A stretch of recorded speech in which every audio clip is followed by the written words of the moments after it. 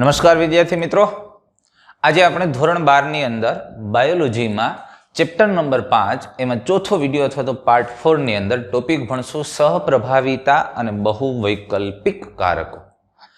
બહુ મહત્વનો અને અગત્યનો ટોપિક આજે આપણે ભણવાના છે.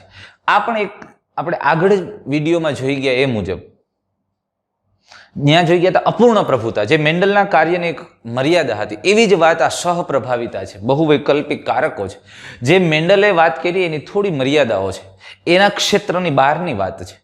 અને આ બધા જે ટોપિક આપણે સમજીએ એકદમ લોજિકલ ટોપિક છે અને ખૂબ મગજના તર્ક વિતર્ક સાથે ભણવાના છે અને ખૂબ જ MCQ ની અંદર પણ ટ્વિસ્ટ કરી શકાય એવા. અને આમાં તમારે ચોપડી એટલે કે આપણી NCERT ની જે બુક છે એને શબ્દશ તમે વાક્યને સમજી લ્યો એટલે પછી કોઈ પણ બુક સોલ્વ કરવાની તમને છૂટ. તમારામાં તાકાત હોય એ બુકને સોલ્વ કરો, ક્લિયર. અને આપણે જે રેફરન્સથી વાત કરી છે અને જે બાબતને ઊંડાણથી સમજાવી છે એને જો તમે સમજી લીધી એટલે પછી તમારે એરરલેસ સોલ્વ કરો તોય વાંધો નથી, MTGને સોલ્વ કરો તોય પ્રશ્ન નથી, કે કોઈ પણ મટીરિયલ સોલ્વ કરો. એનો હાર્દ છે ને એને એટલે આપણે એ જે NCERT ની બુક છે એની આગળ પાછળના ટોપિકને સમજીએ છીએ, એની સાથે થોડા રેફરન્સને લઈએ છીએ, પણ એ સમજવાનું છે. પાકું કરશો તો ભેગું નથી. હા, ક્યાંક એવો પોર્શન નાનો મોટો હોઈ શકે કે ઇન્ફોર્મેટિવ પાર્ટ હોય અને એ પોતપોતાની રેફરન્સ બુકમાં નાના મોટે ક્યાંક ખૂણા મૂક્યા હોય. બાકી જે લોજિકલ અને સમજવાનો મુખ્ય પાર્ટ છે એમાં ક્યાંય તમે ઊભા નહીં રહ્યો એટલી ગેરંટી છે તમને. તો જોઈએ છે સહપ્રભાવિતા. તો સહપ્રભાવિતા કોને કહેશું? હવે જો અત્યાર સુધી આપણે એ સંકરણોની ચર્ચા કરી કે જેમાં F1 પેઢીની અંદર બે પિતૃઓમાંથી કોઈ પણ એક પિતૃને મળતા આવે. મેન્ડલને આપણે એક સંકરણનો પ્રયોગ જોઈ ગયા તો એમાં અત્યાર સુધી એક જ વાત કરી છે કે ભાઈ પિતૃ પેઢીની અંદર બે લઈએ છીએ તો એમાંથી જે F1 પેઢીની જે સંકર જાત મળે છે એ F1 પેઢીની અંદર કોઈ સજીવોની લાક્ષણિકતા કોઈ પણ બે પિતૃ પૈકીના એકની હશે. બેમાંથી એક પિતૃની લાક્ષણિકતા જોવા મળશે અને એને આપણે પ્રભુતા કીધું અથવા પ્રભાવિતા. અથવા તો બેયનું મિક્સ, પણ બેયના જેવા નહીં મળે, પણ બેયનું મિક્સ, બેયની વચ્ચેનું સંકરણ જોવા મળે અને જેને આપણે અપૂર્ણ પ્રભુતા કીધી. પણ સહપ્રભાવિતા, જોજો મેં શબ્દને જ પકડવાની વાત કરી હતી ત્યારે એવું કીધું પ્રભુતા એટલે એક ઉપર બીજાનું પ્રભુત્વ, એ પ્રભુતા એટલે એકની અભિવ્યક્તિ થાય અને બીજાની ન થાય. અપૂર્ણ પ્રભુતા, બેમાંથી એકય પૂર્ણ રીતે રજૂ થઈ શકતા નથી, અપૂર્ણ પ્રભુતા. હવે આપણે વાત કરીએ છીએ સહપ્રભાવિતા. બે સાથે પ્રભુત્વ દર્શાવે. આપણે ટેક્સ્ટમાં ઉદાહરણ છે એ સિવાયનું પેલા એક હું ઉદાહરણ લઈને પછી આપણે વાત કરશું આગળ. તમે સમજો, એક ટૂંકા શિંગડાવાળી ગાયની જાત લીધી, એમાં એક લાલ ગાય લીધી, લાલ ગાય, અને એના માટેનું જનીન બંધારણ કેપિટલ R ધારીએ છીએ. અને બીજી એક સફેદ ગાય લીધી અને એમાં રહેલું જનીન બંધારણ છે એને આપણે સ્મોલ r ધારીએ. આ પિતૃ પેઢી તરીકે તમે લ્યો. હવે આ બે વચ્ચે સંકરણ કરાવવામાં આવે. આ બેયને સંકરણ કરી અને તમે સમજો કે એનાથી મળતી F1 પેઢીની અંદર તમે જુઓ તો F1 પેઢીમાં આપણને કેવા સજીવ મળશે? તો એક જન્યુ અહીંથી આવશે ને અહીંથી આવશે, એટલે આમાં સર્જાતા જન્યુઓ છે આવા બંધારણ વાળા હશે, કેપિટલ R, અને અહીંયા સર્જાતા જન્યુઓ છે એ સ્મોલ r હશે. હવે બે વચ્ચે સંકરણ થઈને F1 પેઢીના બધા સજીવો કેવા મળશે? એટલે તમે કહેશો ને કે એ તો સાહેબ અમને ખબર જ છે, બેમાંથી એક પિતૃ જેવા, પણ એનું જનીન બંધારણ આવું હશે ને F1 પેઢીના સભ્યોનું. કાં આ F1 પેઢીના સભ્યો છે કાં તો લાલ હોવા જોઈએ ને કાં સફેદ હોવા જોઈએ. જો અહીંયા તો ગાય F1 પેઢીની ગાય કેવી મળી? અરે સહપ્રભાવિતા છે. તમે સમજો, જો એ મેન્ડલના સંકરણ મુજબ એણે આપેલા નિયમ મુજબ પ્રભુત્વ હોત તો આ બેમાંથી એક હોત, કાં લાલ હોત ને કાં સફેદ હોત. તો પ્રેક્ટિકલી શું થયું? ભાઈ એ ગાયની F1 પેઢી મળી, આ બે વચ્ચે સંકરણ કરીને જે F1 પેઢી મળી, તો F1 પેઢીની અંદર અહીંયા ગાય શબ્દ છે એટલે એવું ન સમજતા કે માદા છે. બેમાંથી એક નર છે ને એક માદા છે. વળી કે બે ગાય છે તો એ કેવી રીતે છે? એક નર તરીકે નર પ્રાણી છે ને એક માદા પ્રાણી છે. સંકરણ કર્યું અને F1 પેઢીની અંદર ન લાલ મળી ન સફેદ મળી, એટલે કે અહીંયા પ્રભુત્વ તો રહેતું નથી. તો શું અપૂર્ણ પ્રભુત્વ જોવા મળ્યું? અપૂર્ણ પ્રભુત્વ હોત તો આ લાલ અને સફેદ ગાય વચ્ચે સંકરણ કરાવવાથી આપણને કેવી ગાય મળે? કે ગુલાબી. એટલે ગુલાબી ગાય હોય તો એવું નથી. તો ખરેખર F1 પેઢીમાં જે ગાય મળી, અરે કાબર ચિત્રી મળી, કાબર ચિત્રી. તમે જોયા કાબરચિત્રી એટલે કેવી? અરે એ ગાય ઉપર કેટલાક ભાગમાં લાલ રૂવાટી હતી ને કેટલાક ભાગમાં સફેદ હતી. બેયની અભિવ્યક્તિ થઈ. જો બે મિક્સ થયું હોત તો ગુલાબી થાત. ગુલાબી ગાય જોઈશ કે? પણ ગાયની સપાટી એટલે એની ત્વચાની કેટલીક રૂવાટી, કેટલાક ભાગની અંદર લાલ રૂવાટી, કેટલાકમાં સફેદ, એવી તો ગાય તમે જોઈ હોય ને, લાલ ને સફેદ બે ભાગ હોય એવી. આવી કાબરચિત્રી ગાય. એટલે એનો મતલબ એવો થયો કે લાલ આ આર છે એની અભિવ્યક્તિ એ થઈ અને આ છે એની અભિવ્યક્તિ પણ થઈ. આની અભિવ્યક્તિ થઈ એટલે લાલ થયું, આની અભિવ્યક્તિ થયું એટલા ભાગમાં સફેદ રૂવાટી થઈ. એટલે બે પ્રકારના જનીનની અભિવ્યક્તિ જોવા મળી અને એટલે એને સહપ્રભાવિતા કહેવામાં આવે છે. વાતને સમજો અહીંયા. અને એટલે કીધું છે કે જ્યારે અત્યાર સુધી તમે એવી વાત કરી ગયા ને એવા સંકરણોની ચર્ચા કરી છે કે જ્યારે પિતૃ પેઢી વચ્ચે સંકરણ થાય ત્યારે F1 પેઢીમાં બેમાંથી એકના લક્ષણ વ્યક્ત થાય તો એને પ્રભુતા કહે, અને જો બેયની અધવચ્ચેની વાત આવે તો એને અપૂર્ણ પ્રભુતા કહે છે. પણ સહપ્રભાવિતાની વાત કરીએ તો એમાં એવી ઘટના જોવા મળે છે કે બંને પિતૃના લક્ષણ વ્યક્ત થાય છે. એટલે ગાયની અંદર લાલ અને સફેદ બે લાક્ષણિકતાઓ જોવા મળે છે. એ બે પ્રકારની રૂવાટીઓ નિર્માણ પામે છે અને એટલે કેટલોક ભાગ લાલ અને સફેદ દેખાય. આને કાબરચિત્રી, આ સહપ્રભાવિતા છે. સમજ્યા તમે આખી વસ્તુ? આ સિવાયનું એક ઉદાહરણ આપણે લેવું છે, એ છે મનુષ્યના રુધિર જૂથની વાત કરી છે. અને રુધિર જૂથની અંદર પણ આપણે એના રક્તકણો ઉપર જોઈએ, જો મનુષ્યના રુધિર જૂથ છે એની અંદર પણ સહપ્રભાવિતાનું લક્ષણ જોવા મળે છે. હવે એ કેવી રીતે? તો આપણે જોઈએ, રુધિર જૂથ તો તમે ભણી ગયા છો 11મા ની અંદર, ABO રુધિર જૂથ, AB અથવા O. તો ABO રુધિર જૂથની વાત કરીએ આપણે, તો ABO રુધિર જૂથનું નિયંત્રણ જનીન I દ્વારા થાય છે. પણ AB કે O રુધિર જૂથ કેવી રીતે નક્કી થાય? આપણે આઈડેન્ટિફાઈ કેવી રીતે કરીએ છીએ?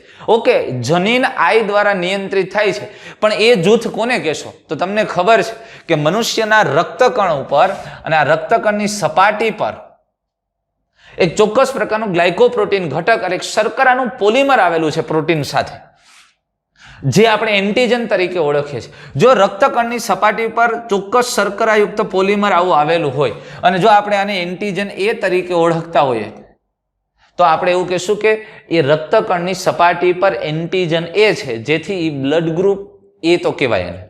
ક્યારેક કોઈ રક્તકણ છે એ રક્તકણની સપાટી ઉપર આ જે શર્કરાનું પોલિમર છે એના કરતાં પોલિમર થોડું જુદું છે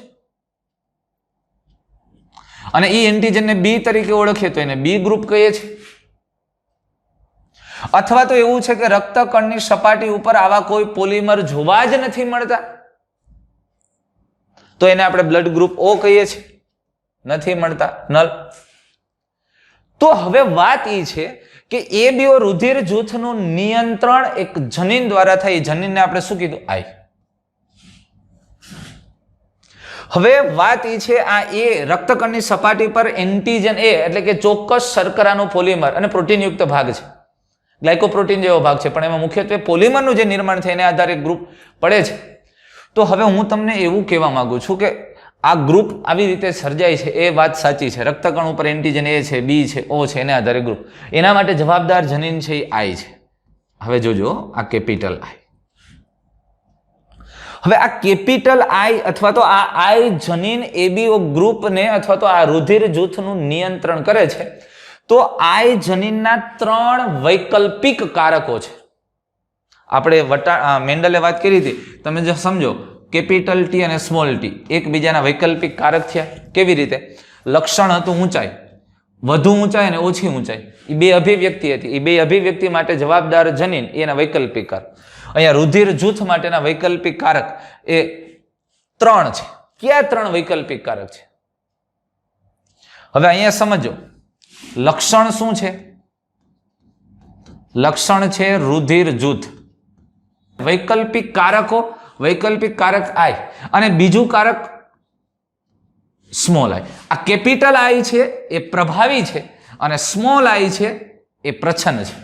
અરે જ્યાં સુધી કેપિટલ I ની હાજરી હોય ત્યાં સુધી સ્મોલ I અભિવ્યક્ત થઈ શકતું નથી, એટલે કે આની અભિવ્યક્તિ થાય છે. પણ 3 વૈકલ્પિક કારક એટલે કેપિટલ I ની અંદર જે ચોક્કસ એક એ પ્રકારની પોલિમર શર્કરા સર્જે છે એને આપણે કેપિટલ A કહીએ છીએ. પછી કેપિટલ IB જે બીજી શર્કરા થોડીક એના કરતા ભિન્ન છે પણ રક્તકણની સપાટી પર શર્કરા સર્જે છે, એન્ટીજનનું નિર્માણ કરે છે, એને B કીધું.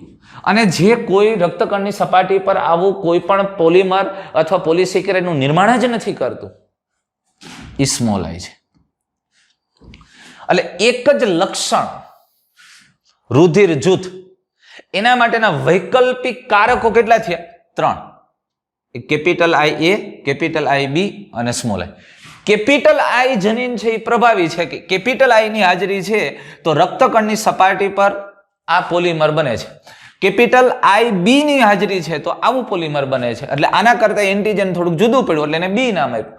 એન્ટીજન બનતા જ નથી તો એને ઓ કીધું. એટલે 3 વૈકલ્પિક કારકો છે. હવે વાત બીજી એનાથી મહત્વની કરું છું. કોઈ પણ દ્વિકીય સજીવમાં એક લક્ષણ માટે જનીનો જોડમાં હોય. લક્ષણની અભિવ્યક્તિ માટે જનીન હંમેશા જોડમાં હોય, દ્વિકીય સજીવમાં જોડમાં હોય. તો વિકલ્પ 3 છે અહીંયા. વિકલ્પ 3 છે. Capital I A, capital I બી અને સ્મોલ આઈ. પણ એક સાથે મનુષ્યમાં તો આમાંથી કોઈ પણ 2 જ જનીન હશે ને, દ્વિકીય છે તો જનીન તો 2 જ હોવાના. ક્યાં 2 હોઈ શકે? તમે વાતને સમજો વ્યવસ્થિત રીતે. કોઈ પણ એક લક્ષણની અભિવ્યક્તિ માટે કારકો અથવા જનીનો જોડમાં હોય, દ્વિકીય સજીવ છે તો આ વિકલ્પ 3 છે. તમારી પાસે વૈકલ્પિક કારકો 3 છે, પણ આમાંથી સજીવની અંદર કોઈ પણ 2 હોઈ શકે. ક્યાં 2 હોઈ શકે? જો આવું થઈ શકે ને, સમજો વાત. કાં તો કેપિટલ આઈ એ અને કેપિટલ આઈ એ આવાય 2 હોઈ શકે, અથવા તો કેપિટલ આઈ એ અને કેપિટલ આઈ બી આવાય હોઈ શકે. અરે કેપિટલ આઈ એ અને સ્મોલ આઈ પણ હોઈ શકે. વ્યક્તિના જનીન બંધારણમાં તો આવું કંઈ પણ હોઈ શકે. અથવા તો આ કેપિટલ આઈ બી અને કેપિટલ આઈ બી હોઈ શકે, અથવા તો કેપિટલ આઈ બી અને સ્મોલ આઈ પણ હોઈ શકે. અને કેપિટલ આઈ બી સાથે કેપિટલ આઈ એ પણ હોઈ શકે, એ તો આવી ગયું. અરે અથવા તો 2 સ્મોલ આઈ પણ હોઈ શકે. એ તો હાવ સિમ્પલ વાત છે. એટલે એક લક્ષણ માટે જ્યારે જનીન છે તો એ જનીન વૈકલ્પિક કારકો 2 થી વધારે છે. 3 વૈકલ્પિક કારકો ધરાવે છે. સમજાય છે આ વસ્તુ? એટલે સંભાવના આવી છે. તો પછી તમને કહ્યું કે આમાં સહપ્રભાવિતાની ક્યાં વાત આવી? હવે સમજો, આ 2 પ્રભાવી છે. હવે જો કેપિટલ આઈ હોય તો વ્યક્તિનું રુધિર જૂથ એ થાય. Okay, blood group A. Capital I N capital I B હોય તો વ્યક્તિનું રુધિર જૂથ આમાં, તો કે આમાં રુધિર જૂથ એ અને બી. અરે 2 જો પ્રભાવી છે ને 2 ની હાજરી છે ત્યારે કેટલાક રક્તકણ છે, રક્તકણની સપાટી પર, આ રક્તકણની સપાટી પર 2 પ્રકારના એન્ટીજન જોવા મળે છે, એ અને બી. એટલે કે 2 ની અભિવ્યક્તિ થાય છે, 2 એન્ટીજનની હાજરી માટે સહપ્રભાવી છે. એટલે રુધિર જૂથની અંદર જે વ્યક્તિના જનીનના બંધારણમાં કેપિટલ આઈ એ અને કેપિટલ આઈ બી 2 છે તો એના રક્તકણ ઉપર બંને એન્ટીજન સર્જાય છે અને માટે એનું બ્લડ ગ્રુપ એ બી ગ્રુપ થાય છે. અને જો કેપિટલ આઈ અને સ્મોલ આઈ હોય તો પ્રશ્ન જ નથી. તો આની અભિવ્યક્તિ થાય નહીં એટલે એ ગ્રુપ થશે. 2 કેપિટલ આઈ બી હોય તો બી ગ્રુપ થશે. જો કેપિટલ આઈ બી અને સ્મોલ આઈ હોય તો એ પ્રશ્નથી બી જ થશે, અને સ્મોલ આઈ હોય તો ઓ ગ્રુપ થશે. સ્પષ્ટ થઈ ગયું? એકદમ ક્લિયર? તો અહીંયા તમે એક બાબતને વિચારી શકો છો તો કે જે વ્યક્તિનું રુધિર જૂથ એ છે, એ ગ્રુપ છે, તો એનું જનીન બંધારણ ક્યુ હોવાની સંભાવનાઓ છે? કાં આના જનીન બંધારણની અંદર કેપિટલ આઈ એ કેપિટલ આઈ એ હોય, બરોબર છે, અથવા તો એના જનીન બંધારણમાં કેપિટલ આઈ એ સ્મોલ આઈ હોય. પણ એબી ગ્રુપ છે તો એબી ગ્રુપ તો જ હોય કે એના જનીન બંધારણમાં કેપિટલ આઈ એ અને કેપિટલ આઈ બી હોય. અને એબી ગ્રુપ છે એ સહપ્રભાવિતા દર્શાવે છે, કારણ કે એમાં 2 જનીન એક સાથે અભિવ્યક્ત થાય છે. આ સહપ્રભાવિતા છે. હાવ ક્લિયર? સમજાય એવી બાબત છે. અને ઓ ગ્રુપ હોય તો એની અંદર 2 પ્રચ્છન્ન જનીનો હોય. વાત ક્લિયર થઈ ગઈ? તમને સમજાય છે વાત? તો આવી રીતે ઓબીઓ રુધિર જૂથનું નિયંત્રણ જનીન આઈ દ્વારા થાય છે, અને આ જનીન આઈ એ 3 વૈકલ્પિક જનીનો ધરાવે છે. અને આ 3 વૈકલ્પિક જનીન છે એની અંદર કેપિટલ આઈ એ રક્તકણ ઉપર ચોક્કસ એક પોલિમર શર્કરા બનાવે છે, જ્યારે કેપિટલ આઈ બી એના કરતા થોડી જુદી શર્કરા પણ બનાવે છે, એટલે એને બી એન્ટીજન કીધું, નાને એ કીધું. અને સ્મોલ આઈ હોય તો આવું બનાવતું જ નથી, એટલે પ્રચ્છન્ન જનીન છે, માટે ઓ રુધિર જૂથ થાય છે. અને તમે સમજ્યા. પણ જો કેપિટલ આઈ એ અને કેપિટલ આઈ બી બે સાથે આવે છે ત્યારે બેની અભિવ્યક્તિ રક્તકણ ઉપર થાય છે અને એટલે એને સહપ્રભાવી જનીન તરીકે ઓળખી શકીએ છીએ. તો આ રુધિર જૂથના ગ્રુપની આપણે એક ચાર્ટ તમને જે આપ્યો છે, આપણે ઓલરેડી વાત કરી ગયા, એ જ વાત છે, જરા જોઈ લઈએ. પિતૃ એકમાંથી એલ માનો કે આઈ એ આવે ને બીજામાંથી આઈ એ આવે તો એ સંતતિમાં કેપિટલ આઈ થાય, એનું બ્લડ ગ્રુપ એ થાય. જો પિતૃમાંથી આઈ એ આવે અને આ બીજા પિતૃમાંથી આઈ બી આવે, માતા કે પિતામાંથી, તો આઈ એ અને બી, તો જો બ્લડ ગ્રુપ એ બી થયું, સહપ્રભાવિતા. એક પિતૃમાંથી આઈ આવે ને બીજામાંથી સ્મોલ આઈ આવે તો એ ગ્રુપ થશે, વિષમયુગ્મી એ ગ્રુપ થશે. અહીંયા પ્રચ્છન્ન છે. અહીંથી કેપિટલ આઈ બી આવે, બીજા પિતૃમાંથી કેપિટલ આઈ એ આવે તો વળી પાછું એ બી થશે, વિષમયુગ્મી જ હોય કારણ કે બે સહપ્રભાવિતાની વાત છે. અહીંથી કેપિટલ આઈ બી અને અહીંથી આઈ બી સમયુગ્મી બી ગ્રુપ હશે. અહીંથી કેપિટલ આઈ બી એક પિતૃમાંથી બીજામાંથી સ્મોલ આવે તો ગ્રુપ બી થશે. આ બે બી ગ્રુપ છે પણ બેના જનીન બંધારણ જુઓ, વિષમયુગ્મી છે અને બે સ્મોલ આઈ હોય તો ઓ બ્લડ ગ્રુપ થશે. એ આપણે ઓલરેડી વાત કરી ગયા છે, તો ટેબલ એક તમે થોડું જોઈ શકાય એટલા માટે. હવે રુધિર જૂથના સહપ્રભાવિતાની સાથે બહુ વૈકલ્પિક કારકો, એ પણ આપણે રુધિર જૂથ સાથે લઈ શકશો. અને હવે તમને સમજાઈ ગયું હશે, એબીઓ રુધિર જૂથ બહુ વૈકલ્પિક કારકોનું પણ શ્રેષ્ઠ ઉદાહરણ રજૂ કરે. કેવી રીતે તમને સમજાવ, મેં જાણતા અજાણતા તમને વાત કરી દીધી છે. એટલે તમે જુઓ અહીંથી એક લક્ષણ માટે, લક્ષણ એક જ છે, લક્ષણ એક જ છે. કયું છે? રુધિર જૂથ. લક્ષણ રુધિર જૂથ છે. તો જો એ લક્ષણ માટે, એક લક્ષણ માટે જ્યારે જનીન છે એ જોડમાં હોય એટલે વૈકલ્પિક કારકો બે હોય. સામાન્ય રીતે વૈકલ્પિક કારકો બે હોય મેન્ડલની વાત મુજબ. આપણે જોઈ ગયા છોડની ઊંચાઈ માટે કેપિટલ ટી સ્મોલ ટી, એવી રીતે દરેક લક્ષણ માટે બે અભિવ્યક્તિ હતી.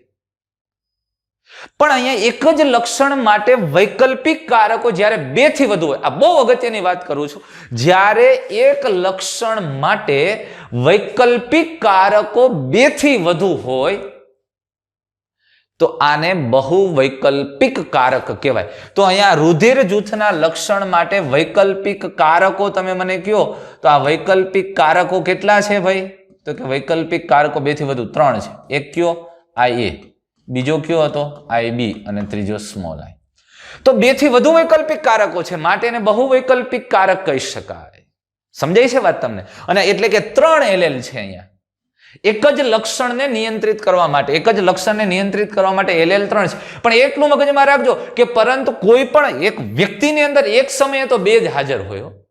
વ્યક્તિની અંદર એક સમયે તો બે જ હોય, કોઈ પણ બે હોઈ શકે. આપણે હમણાં કીધું એ પ્રમાણે આઈ એ સ્મોલ આઈ પણ હોઈ શકે, પછી તો કે આઈ એ અને કેપિટલ આઈ એ પણ હોઈ શકે, ત્યાર પછી કેપિટલ આઈ બી અને કેપિટલ આઈ એ પણ હોઈ શકે, અથવા તો કેપિટલ આઈ બી પણ હોઈ શકે.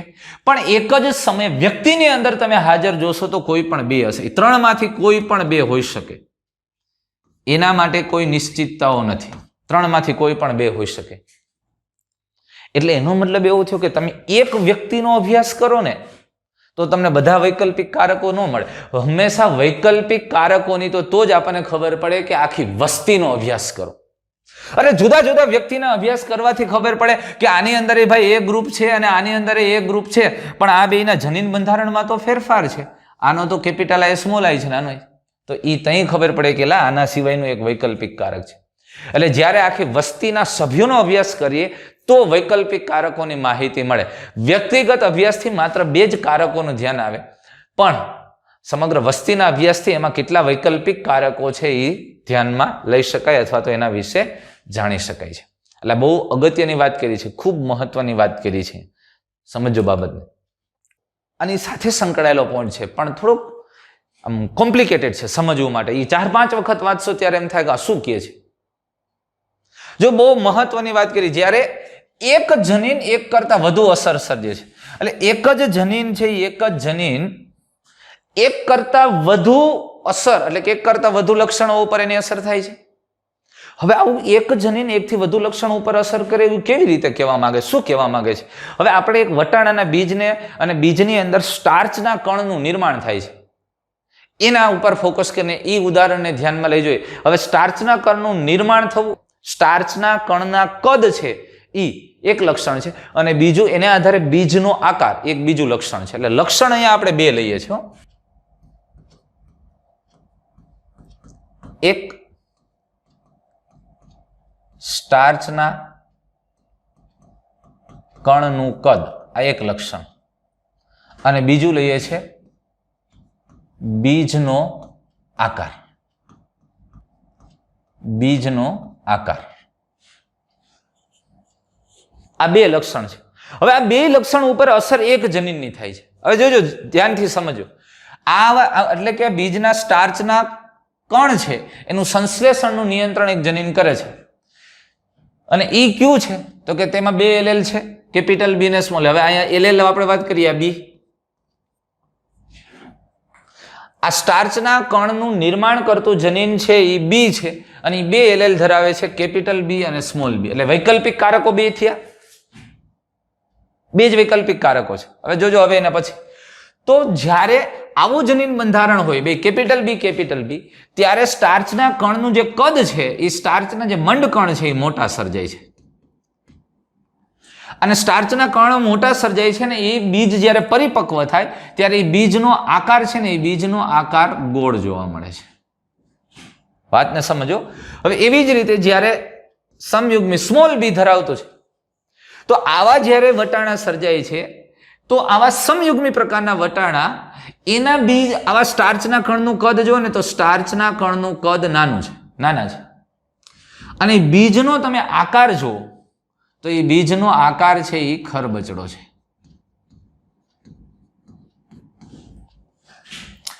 એટલે જોજો, જે છોડમાં કેપિટલ બી જનીન બંધારણ હતું એમાં સ્ટાર્ચના કણનું કદ કેવું હતું? મોટું. અને બીજ પરિપક્વ થયું ત્યારે બીજનો આકાર કેવો જોવા મળ્યો? ગોળ. સ્ટાર્ચના કણનું કદ નાનું, પણ એ બીજ જ્યારે પરિપક્વ થયું ત્યારે એનો આકાર કેવો હતો? ખરબચડો. જોજો, વાત સમજો. પરિપક્વ બાદ કેપિટલ બીજ છે એ ગોળ હોય, અને સ્મોલ બી બીજ હતા ને એ ખરબચડા હોય છે. હવે અગત્યની વાત છે, જો વિષમયુગ્મી બીજ લીધું, વિષમયુગ્મી કેપિટલ બી અને સ્મોલ બી, તો એવા બીજનો આકાર તમે જુઓ તો એ પરિપક્વ બીજ ગોળ મળ્યા. હવે આ બીજ ગોળ મળ્યા એટલે તમે આ જનીન બંધારણમાં કેપિટલ બી અને સ્મોલ બી ને ધ્યાનમાં લઈને તમે શું વાત કરો? તો એવું કયો ને તમે મેન્ડલના એક સંકરણ પ્રયોગને આધારે કે આમાં કેપિટલ બી છે એ પ્રભાવી છે અને સ્મોલ બી છે એ પ્રચ્છન્ન લક્ષણ. કારણ કે આ બે વિષમયુગ્મી જનીન બંધારણ છે ત્યારે અભિવ્યક્તિ એક જ મળી, ગોળ. અને એટલે તમે એવું કહી શકો કે કેપિટલ બી પ્રભાવી છે અને સ્મોલ બી પ્રચ્છન્ન છે. પણ જે જનીન દ્વારા જે નિપજ સર્જાતી હતી, જે સ્ટાર્ચના કણ સર્જાતા હતા, એ સ્ટાર્ચના કણ મધ્યસ્થી બન્યા. આ મધ્યસ્થી જોવા મળે છે. હવે આને કેમ કેવું કેપિટલ બી પ્રભાવી છે? વાત સમજો તમે યાર. જો કેપિટલ બી આ બી અને સ્મોલ બી એ બે એવા એલેલ છે કે જેના દ્વારા સ્ટાર્ચ કણનું નિર્માણ થાય. સ્ટાર્ચ કણના કદનું નિયંત્રણ કરતા જનીનો છે. હવે જે વટાણામાં સમયુગ્મી કેપિટલ બી હતા એમાં સ્ટાર્ચ કણ છે એ મોટા કદના સર્જાતા હતા, અને જેમાં સ્મોલ બી સમયુગ્મી હતા એમાં સ્ટાર્ચ કણ નાના કદના સર્જાતા. એના જ્યારે બીજ પરિપક્વ થયા ત્યારે જે મોટા કદના કણ સર્જતા હતા એના બીજ ગોળ થયા અને આના ખરબચડા થયા. પણ જ્યારે વિષમયુગ્મી છોડ ધ્યાનમાં આવ્યો, કેપિટલ બી સ્મોલ બી, આવા જનીન બંધારણ કારકો ધરાવતો છોડ, એની અંદર પરિપક્વ બીજ ગોળ હતા. તો એનો મતલબ એવો થયો ને કે ત્યાં આને ધ્યાનમાં રાખીને આપણે કહીએ તો આમાં કેપિટલ બી ની અભિવ્યક્તિ થાય, સ્મોલ બી ની નથી થતી. એટલે કેપિટલ બી છે એ પ્રભાવી એલેલ છે, સ્મોલ બી પ્રચ્છન્ન છે, એવું આપણે કહી શકીએ આ લક્ષણને આધારે, બીજના આકારના લક્ષણ. પણ જ્યારે એના સ્ટાર્ચ કણને ધ્યાનમાં લીધા, સ્ટાર્ચ કણ મધ્યસ્થી જોવા મળ્યા, એને ધ્યાનમાં લીધા, તો એ મધ્યસ્થી છે. મધ્યસ્થીના આધારે શું કેવું? તો કે આ કેપિટલ બી સ્મોલ બી અપૂર્ણ પ્રભાવી છે. એટલે યાર ઘડીક થાય તો આ લક્ષણને ધ્યાનમાં લ્યો તો તમે એમ કહો છો કે કેપિટલ બી પ્રભાવી છે અને સ્મોલ બી પ્રચ્છન્ન છે. જો આ લક્ષણને લઈને ધ્યાનમાં લઈને વાત કરો તો તમે એવું કહો છો કેપિટલ બી અને સ્મોલ બી એ બે વૈકલ્પિક કારકો ખરા પણ અપૂર્ણ પ્રભુતા દર્શાવે છે. અરે હાચું શું? મજાની વાત છે ને? તો એની વાત અહીંયા કરી છે, બહુ મહત્વની વાત. હવે નિચોડ શું નીકળશે? તો આ બેયનો નિચોડ હવે આપણે વાત કરવી છે. એટલે અહીંયા વાત કરી કે પ્રભુતા, જોજો હવે વાત બહુ ધ્યાનથી સમજો, આ વાક્યને સમજો, 5 વાર વાંચશો તો ભેગું નહીં થાય. અને આમાં હારા ઉભા રહી જાય, ગમે એવું વિદ્યાર્થી બાયું ચડાવીને લાય મારી પાસે. આથી પ્રભુતા એ કોઈ જનીન કે જે તેની માહિતી ધરાવતું હોય, તેની નીપજનું સ્વાયત્ત લક્ષણ નથી. આ કેપિટલ બી છે એ જનીન શેની માહિતી ધરાવે?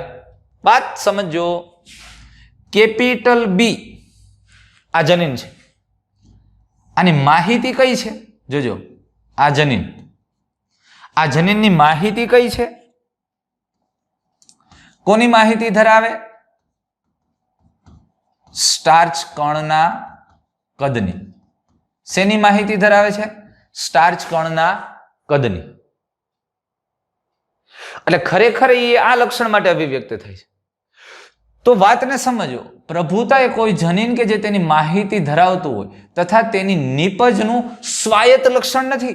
અરે જે લક્ષણ પ્રભુતા છે એ આની નીપજનું સ્વાયત્ત લક્ષણ નથી. અરે યાર, આ સ્ટાર્ચના કણ મોટા હતા તોય બીજનો આકાર ગોળ, લક્ષણ ગોળ મળ્યું ને. આ માહિતી સ્ટાર્ચ કણની ધરાવતી હતી ને લક્ષણ એક બીજું અભિવ્યક્ત થતું હતું, બીજનો આકાર. તો કહેવાનો મતલબ એ છે કે કોઈ પણ જનીન કે જે માહિતી ધરાવતું હોય તો અથવા તો તેની નીપજનું તે સ્વાયત્ત લક્ષણ નથી. અહીંયા લક્ષણ બીજનો આકાર. એ બીજનો આકાર એ માત્ર સ્ટાર્ચના કણના કદને આધારે જ નથી. એટલે કહેવાનો મતલબ એ છે કે કોઈ પણ જનીન જે માહિતી ધરાવે છે અને એના દ્વારા જે નીપજ સર્જાય છે એ માત્ર નીપજનું જ એક લક્ષણ છે, હું તમને નહીં કહી શકું. એનું કારણ એ છે કે આ લક્ષણ ઉપર કદાચ બીજી બાબત પણ અસર કરતી હશે. કારણ એ થયું કે જો સ્ટાર્ચના કણના કદ, આ જનીન છે, જનીનની નીપજ આ છે, સ્ટાર્ચના કણ મોટા થવા, તો એને આધારે એનું લક્ષણ ગોળ જોવા મળ્યું. અહીંયા આ જનીનો છે તો એની નીપજ મધ્યસ્થી છે, તોય ગોળ મળ્યું. એટલે કે આ લક્ષણ ઉપર માત્ર ને માત્ર આ જનીનની નીપજ જ અસર કરે છે એવું નહીં કહી શકીએ. બીજી કાંઈક હજી જનીન અથવા તો બાબત છે કે જે એ લક્ષણ ઉપર અસર કરે છે. એટલે કે આ નીપજનું એ સ્વતંત્ર લક્ષણ નથી. સમજમાં આવે છે? પ્રભુતા એ કોઈ પણ જનીન કે જે માહિતી ધરાવતું હોય અથવા તો તેની નીપજનું સ્વતંત્ર લક્ષણ નથી. આ પ્રભુતા હોય ગોળ અને ખરબચડું. ખરબચડું આકાર એ પ્રચ્છન્ન છે લક્ષણ અને ગોળ એ પ્રભાવી લક્ષણ છે. પણ આના પ્રભુત્વ ઉપર માત્ર એક જ જનીનની અસર થાય એવું નહીં કહી શકો. એ પ્રભુત્વ ઉપર માત્ર એક જ જનીનની માહિતી અથવા તો એક જ જનીનની નીપજની અસર થાય એવું નથી. અરે એ સ્વતંત્ર સ્વાયત્ત લક્ષણ નથી, ખાલી આનાથી જ અભિવ્યક્ત થાય એવું નથી. એના ઉપર બીજી કોઈ બાબત અથવા બીજા જનીનની પણ અસર થતી હોય. ઇન શોર્ટ કહેવાનો મતલબ એવો થયો કે એક લક્ષણ છે, આવી પ્રભુત્વ ધરાવતું એક લક્ષણ ઉપર એક કરતા વધુ જનીન અસર કરી શકે અથવા તો એક કરતા વધુ જનીનની નીપજ અસર દર્શાવતી હોય. એટલે કોઈ પણ એક જનીન કે જે કોઈ ચોક્કસ માહિતી ધરાવે, સ્ટાર્ચ કણના કદના નિર્માણની માહિતી ધરાવતી હતી, અથવા તો આ જનીનની નીપજ એ કોઈ પણ લક્ષણ, એટલે એ નીપજનું સ્વાયત્ત લક્ષણ નથી. આ નીપજથી જ માત્ર આ લક્ષણ વ્યક્ત થાય એવું નથી, ત્યારે બીજા જનીનની પણ એમાં અસર થતી હોય. માત્ર સ્ટાર્ચ કણના કદ, એટલે આની નીપજ મેળવી કદ મોટા થયા તો એનાથી જ ગોળ નથી બનતો. અરે મધ્યસ્થી વાળાનું ગોળ બન્યું. એટલે કે માત્ર આનું લક્ષણ નથી, અરે બીજી કોઈ બાબત એવી છે કે જે ગોળ કરવા માટે, વટાણાના આકારના ગોળ આકાર માટે જવાબદાર છે. ખ્યાલ આવ્યો તમને? એટલે બહુ મહત્વની વાત કરી છે. ફરી એક વખત બોલું છું દોસ્તો, આ તમને એમ થાય કે હું સાહેબ પણ તઈ જ આ ભેગું થશે. એટલે શું કીધું કે ભાઈ આવી સ્થિતિ થઈ, ઘડીક વાર માટે આને આ લક્ષણને ધ્યાનમાં લ્યો તો તમે એમ કહો કે કેપિટલ બી પ્રભુતા છે, પ્રભાવી છે, સ્મોલ બી પ્રચ્છન્ન છે, અને આને ધ્યાનમાં રાખો તમે એમ કહો કે બે અપૂર્ણ પ્રભુતા ધરાવે, તો નક્કી શું કરવાનું? અરે નક્કી ઈ કરવાનું, જુઓ. એટલે આપણે એવું કીધું કે કોઈ પ્રભુતા, એટલે જે પ્રભુત્વ છે એ કોઈ પણ જનીન કે જે માહિતી ધરાવે છે અથવા તો તેની નીપજનું સ્વાયત્ત લક્ષણ નથી. એટલે પ્રભુતા છે અથવા તો લક્ષણની જે પ્રભુત્વ છે એ પ્રભુત્વ માત્ર કોઈ એક જનીનની નીપજથી આવે એવું તમે સંપૂર્ણ રીતે નહીં કહી શકો. માત્ર એક જ જનીનનું સ્વતંત્ર લક્ષણ છે એવું તમે નહીં કહી શકો. પ્રભુત્વ ઉપર એક કરતાં વધુ જનીનોના નીપજની પણ અસર થઈ શકે, એક કરતાં વધુ જનીનની પણ અસર હોઈ શકે છે. સમજાય છે વાત? એટલે પ્રભુતા એ કોઈ એક જનીનની નીપજનું સ્વતંત્ર લક્ષણ નથી, અથવા તો એક જ જનીન કે જેની માહિતી ધરાવે અથવા તો તેની નીપજ એનું સ્વતંત્ર લક્ષણ નથી અથવા સ્વાયત્ત લક્ષણ નથી. એના ઉપર એકથી વધુ જનીનની અસર થઈ શકે છે. સમજાય છે વાત? Very good. તો જ્યારે આ જનીન એકથી વધુ સ્વરૂપ પ્રકાર પર અસર દર્શાવતું હોય અથવા તો પ્રભાવ દર્શાવતું હોય, અરે એક જ જનીનની એકથી વધુ સ્વરૂપ પ્રકાર ઉપર અસર થઈ શકતી, અને એક જ સ્વરૂપ પ્રકાર ઉપર એક કરતા વધુ જનીનોની અસર થઈ શકતી, બે થઈ શકે. આની એક કરતા વધુ લક્ષણ ઉપર સ્ટાર્ચના કણ મોટા થાય છે ને ગોળ આકાર માટે અસર કરે છે. એટલે એનો મતલબ એવો થયો, એક જનીનની એકથી વધુ લક્ષણ ઉપર અસર થઈ શકતી હોય અથવા તો એક જ લક્ષણ ઉપર એક કરતા વધુ જનીનની અસર થઈ શકતી હોય. બે વાત સાચી પડે છે. એટલે મેન્ડલે તો એવું જ કીધું હતું કે એક લક્ષણ માટે બે કારક હોય ને બે કારકો કાં તો સમાન ને કાં સમાન હોય. સ્પષ્ટ અભિવ્યક્તિ, વિરોધાભાસી. જો અહીંયા એવું નથી થતું, એટલે એની મર્યાદા હોય. સમજાણી વાત તમને? તો તેવા કિસ્સામાં તે જનીનના નિપજ તથા નિશ્ચિત સ્વરૂપ પ્રકાર પર તેટલો જ આધાર રાખે. તેવા કિસ્સામાં તે જનીનની નિપજ તથા નિશ્ચિત સ્વરૂપ પ્રકાર પર તેટલો જ આધાર. એટલે અહીંયા તમે જનીનની નિપજ એના ઉપર આખી અભિવ્યક્તિ નક્કી થાય અને સ્વરૂપ પ્રકાર એને આધારે નક્કી થાય. એટલે બે જુદી જુદી આના ઉપર કોણ કોણ અસર કરે છે એને આધારે નક્કી થશે. અને નિપજ છે એ નિપજ અને સ્વરૂપ પ્રકાર બેના નિશ્ચિત સ્વરૂપ બે બાબતો પર આધારિત રહી. એટલે આવા કિસ્સાની અંદર તમે એક લક્ષણને આધારે સ્પષ્ટતા નહીં કરી શકો. આ અને આ બે બાબતને આધારે નક્કી થશે. એટલે કે જનીનની નિપજ અને સ્વરૂપ પ્રકાર આ બેને ધ્યાનમાં રહે. કારણ કે અહીંયા નિપજથી સ્વરૂપ પ્રકારમાં મદદરૂપ થતી છે, પણ સંપૂર્ણપણે આ નિપજથી જ આ સ્વરૂપ પ્રકાર સર્જાય છે એવું તમે નથી કહી શકતા. અને એટલે અહીંયા બે બાબતને ધ્યાનમાં રાખવું પડે અને એ નક્કી કરવા માટે બે બાબત પર સરખો આધાર રાખવો પડે. નિપજ શું છે અને એના સ્વરૂપ પ્રકાર શું છે, બે બાબત પર સરખો આધાર રાખવો પડે. અને ત્યારે નક્કી થાય આને પ્રભુત્વ કેવું અથવા તો આ અપૂર્ણ પ્રભુતા કેવી, સહપ્રભાવિતા કેવી. તો દોસ્તો અહીંયા આપણે સહપ્રભાવિતા અને બહુવૈકલ્પિક કારકોની વાત કરી. પણ એક સાથે આની સાથે હું તમને એક વાત કહી દઉં છું કે મેન્ડલના કાર્યની કેટલી મર્યાદાઓ આવી, કે મેન્ડલ જે નહોતા કહી શક્યા એ બાબતો પછી અભ્યાસમાં ધ્યાનમાં આવી, અથવા તો કેટલીક બાબતો એવી ખબર પડી કે મેન્ડલના નિયમની થોડીક આગળ પાછળ જતું હતું. મેન્ડલે એવું કીધું કે જોડ હંમેશા કોઈ પણ લક્ષણ માટે કારકો જોડમાં હોય અને જોડ છે એ વૈકલ્પિક કારકો સ્પષ્ટ વિરોધાભાસી લક્ષણો દર્શાવે. આપણને એવું ધ્યાનમાં આવ્યું કે અપૂર્ણ પ્રભુતા હોય, એમાં તો એવું કીધું હતું ને બેમાંથી એક જો વૈકલ્પિક કારકો હશે, અસમાન કારક હોય તો એકની અભિવ્યક્તિ થાય ને એકની નથી થતી. એવું ધ્યાનમાં આવ્યું બેની થોડી થોડી થઈ. સહપ્રભાવિતામાં એવું ધ્યાનમાં આવ્યું બે એક સાથે અભિવ્યક્ત થાય. અને એવું પણ ધ્યાનમાં આવ્યું કે એક લક્ષણ ઉપર એક કરતા વધુ જનીનની અસર થાય. અને એવું પણ ધ્યાનમાં આવ્યું એક જનીન એક કરતા વધુ લક્ષણો પર પણ અસર કરી શકે છે. સમજાય છે આ વાત? ત્યાર પછી મેન્ડલે અન્ય કેટલાક પ્રયોગો કર્યા, દ્વિસંકરણના પ્રયોગો. તો મિત્રો નેક્સ્ટ વિડીયોની અંદર આપણે દ્વિસંકરણ પ્રયોગ અને મુક્ત વિશ્લેષણનો નિયમ આની વાત કરશું. એ પણ આથી પણ અગત્યનો ટોપિક છે, ખૂબ સમજવા જેવો ટોપિક છે. જો આ નીટની અંદર પણ આ ચેપ્ટરનું વેઇટેજ ખૂબ સારું અને થિયરિકલ પોર્શનની અંદર પણ 10 કે 12 માર્કની અંદર આમનું વેઇટેજ છે. અને એક વખત તમે સમજી લીધું એટલે વાત પૂરી થઈ ગઈ. વર્ણન તો જાતે કરવાનું, ચાર્ટથી ખબર પડે. સમજાય છે વસ્તુ? અને જો દોસ્તો હજી આપણી ચેનલ ક્યાંય સબસ્ક્રાઇબ ન કરી હોય તો સબસ્ક્રાઇબ કરો, લાઈક કરો. Thank you.